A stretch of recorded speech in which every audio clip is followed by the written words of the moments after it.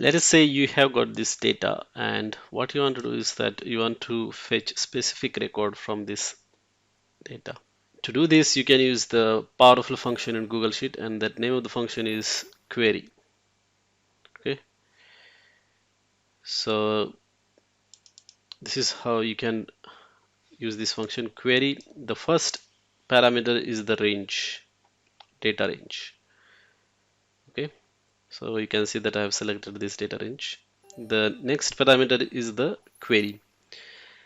Now, the query is basically SQL syntax. So if you know SQL, then it will be very easy for you to understand this query syntax.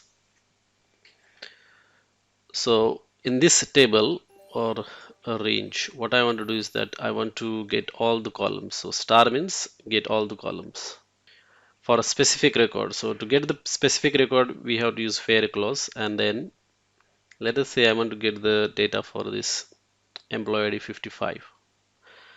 So I'm saying col1 is equal to 55. So col1 is basically column 1.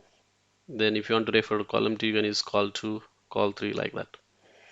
So where col1 is 55, so what it's gonna do is that it's gonna return me